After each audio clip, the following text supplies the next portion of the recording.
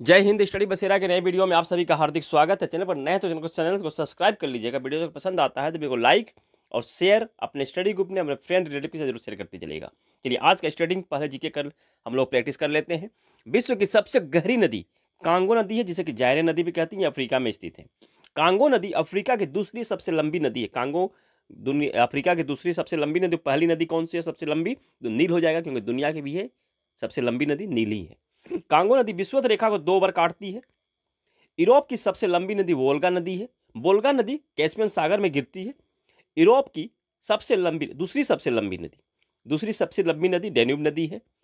4 degree centigrade या फिर perfect देखा जाए तो 3.98 डिग्री सेंटीग्रेड पर जल का घनत्व सबसे अधिक होता है। रोज आइलैंड का अंडमान निकोबार के रोज आइलैंड का नाम परिवर्तन करके नेताजी सुभाष चंद्र बोस आइलैंड कर दिया गया था। नील आइलैंड को यह भी अंडमान निकोबार में ही स्थित है, शहीद द्वीप किया गया था। और अंडमान निकोबार के ही हैवलॉक आइलैंड को स्वराज द्वीप कर दिया गया था। वीर सावरकर अंडमान निकोबार के ही वीर सावरकर इंटरनेशनल एयरपोर्ट को ईस्टर्न गेटवे ऑफ इंडिया कहा जाता है। चचनामा पुस्तक के लेखक काजी इस्माइल हैं और चचनामा पुस्तक को फतेह ए नामा सिंध भी कहा जाता है। चलिए अब स्टार्ट करते हैं करंट अफेयर्स। 1000 से अधिक भूकंप के झटके आए हैं। कहाँ आए हैं? तो 27 जनवरी से अब तक ग्रीस के सेंटोरिनी और एमोगोर्स द्वीप पर 27 जनवरी 2025 में अब तक 1000 से अधिक भूकंप के झटके आए हैं। तो बहुत ज़्यादा झटके आ रहे हैं, परंतु इसका जो रेंज है 3.5 पॉइंट के आसपास है, तो इसलिए ज़्यादा कुछ नुकसान की संभावना तो अभी नहीं बनी है। परंतु आइलैंड पर इतने भूकंप आ रहे हैं, और किस कारण से आ रहे हैं? अफ्रीकी यूरेशियन टेक्टोनिक प्लेट के टकराव के कारण ये भूकंप आ रहे हैं। यूएसए ने यूएनएचआरसी से छोड़ने का मामला क्या है? तो हम लोगों ने पढ़ा था 2 दिन पहले की वीडियो में कि अमेरिका के जो राष्ट्रपति डोनाल्ड ट्रंप है, इन्होंने यूएनएचआरसी से यानी कि United nation human right council से अलग होने के लिए कार्य समिति पर हस्ताक्षर किए हैं। परंतु यूएनएचआरसी का एक बयान आया है, उनके डोनाल्ड ट्रंप के बयान के बाद ये बयान आया है कि यूएनएचआरसी ने कहा है कि अमेरिका यूएनएचआरसी का मेंबर ही नहीं है। तो मेंबर नहीं है तो संगठन को छोड़ने का बात कहाँ आ जाता है? क्योंकि यूएनएचआरसी ने कहा है कि अमेरिका 1 जनवरी 2022 से 31 दिसंबर 2024 तक इसकी सदस्यता थी, और इसका सदस्यता 31 दिसंबर 2024 को खत्म हो गई है। 2025 में जो छोड़ने के लिए बयान दिया जा रहा है, 2025 में इस संगठन का वो मेंबर ही नहीं है, तो ये छोड़ने का कोई मामला नहीं बनता है। तो यूएसए के बाद अब इजराइल भी यूएनएचआरसी से अलग हो गया है, इस संगठन से वो बाहर हो गया है। बाहर होने की इसने भी घोषणा कर दी है। और हम लोगों ने पढ़ा था WHO से कौन अलग हुआ है? अर्जेंटीना अलग हो गया है WHO से, वर्ल्ड हेल्थ ऑर्गेनाइजेशन से। आरबीआई ने रेपो रेट में अंतर यानी घटाया है। कितने का अंतर है? तो 0.25% का अंतर, यानी कि पहले 6.50 था, उसे घटा करके 6.25% कर दिया गया है आरबीआई का रेपो रेट। रेपो रेट क्या होता है? तो वह ब्याज दर जो आरबीआई दूसरे बैंकों से लोन के बदले में लेती है। यानी कि आरबीआई जो पैसे दूसरे कमर्शियल बैंकों को पैसे देती है, और उस लोन देने के उपरांत जो टैक्स लेती है, जो लोन लेती है, लोन के ऊपर जो टैक्स लेती है, जो ब्याज दर लेती है, उसे ही रेपो रेट कहा जाता है। उसी तरह से रिवर्स रेपो रेट होता है। जब किसी कमर्शियल बैंक के पास ज़्यादा पैसा हो जाता है, तो वो अपने पैसों को रखने के लिए आरबीआई को देता है, आरबीआई के पास वो रखता है, तो उस समय उससे भी इंटरेस्ट मिलता है, उस बैंक को भी इंटरेस्ट मिलता है, तो उसे रिवर्स रेपो रेट कहा जाता है।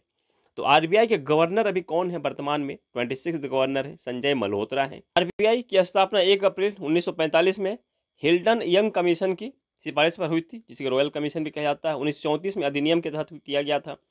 इंपीरियल बैंक स्टार्टिंग में नाम किया था, परंतु राष्ट्रीयकरण 1 जनवरी 1949 में होता है। पहला हेडक्वार्टर कहाँ था? कोलकाता में था। वर्तमान में हेडक्वार्टर मुंबई में है। आरबीआई के पहले गवर्नर कौन है? ऑसबर्न स्मिथ है। और पहले भारतीय गवर्नर आरबीआई के सीडी देशमुख है। गवर्नर कौन है? संजय मल्होत्रा है, जो कि 26 रैंक क्रम के हैं। आरबीआई के लोगों में कौन सा वृक्ष होता है? तो ताड़ का वृक्ष होता है, ये भी ध्यान रखिएगा। पाम ट्री, जिसे पाम ट्री कहते हैं, ताड़ का वृक्ष होता है। और जानवर कौन सा होता है? ये बाघ होता है। ये भी इस पॉइंट को भी ध्यान रखिए, प्रश्न यहाँ से भी बनते हैं। भारत 31 जनवरी 2025 तक 1000.33 गीगावाट सौर ऊर्जा क्षमता को पार करने का रिकॉर्ड बनाया है। यह आंकड़ा इन्होंने भारत ने पार लिया है। तो इसके तहत ये क्यों बहुत ही अच्छा देखा जा रहा है, क्योंकि 2030 तक भारत का लक्ष्य है कि 2030 तक नवीकरणीय ऊर्जा क्षमता को 500 गीगावाट करने की या हासिल करने की, यह क्षमता हासिल करने की ये लक्ष्य रखा गया है भारत सरकार द्वारा। तो यह भी एक महत्वपूर्ण कदम है कि अभी 100 गीगावाट को पार कर लिया गया है, तो यह लक्ष्य को पाने में यह बहुत ही महत्वपूर्ण योगदान है।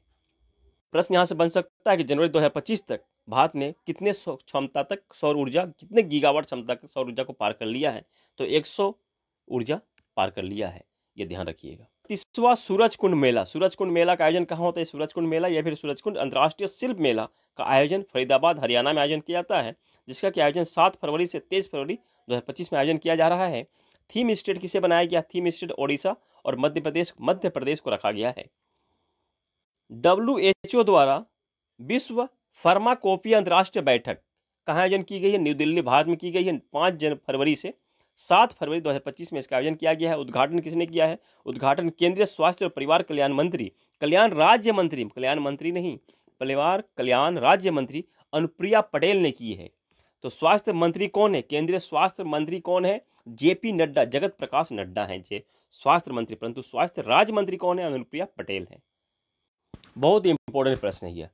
आधिकारिक रूप से नक्सल मुक्त राज्य कौन सा घोषित हुआ है? तो कर्नाटक। आधिकारिक रूप से नक्सली मुक्त घोषित हो गया है कर्नाटक राज्य। क्यों हुआ है?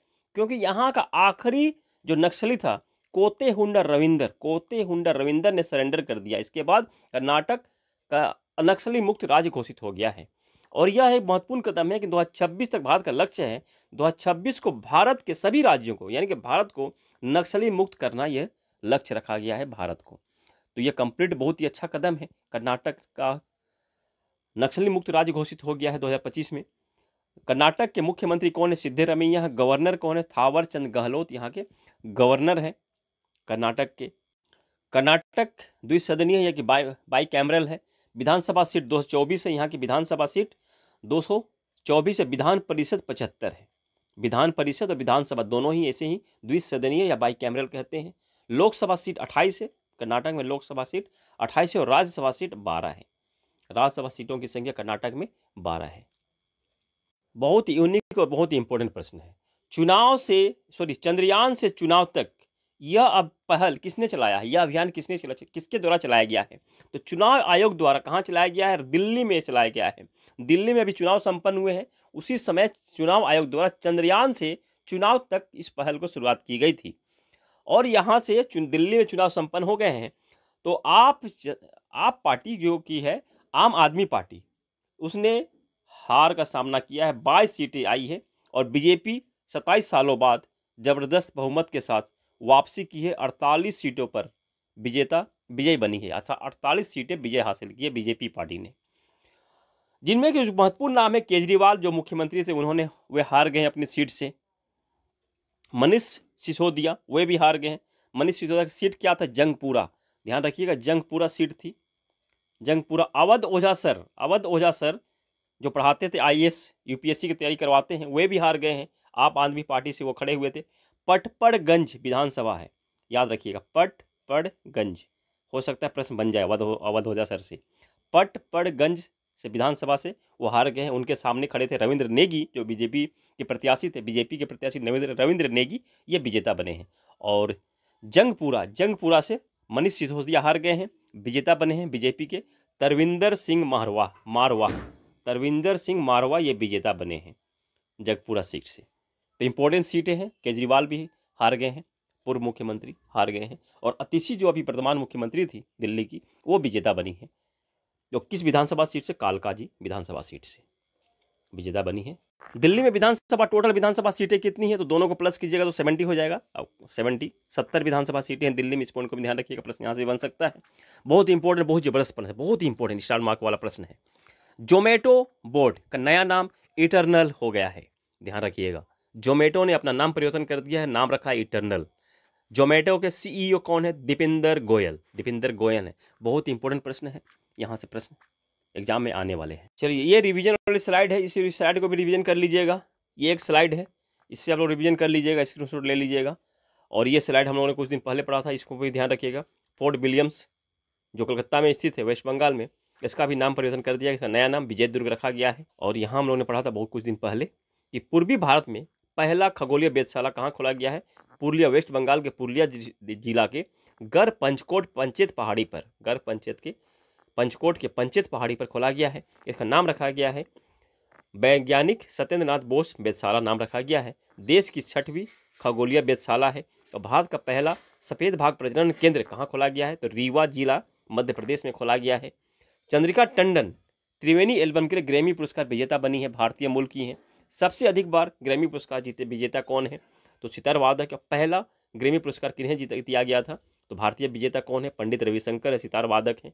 इस पॉइंट को ध्यान रखिएगा। ग्रैमी पुरस्कार पंडित रविशंकर ने 5 बार जीता है।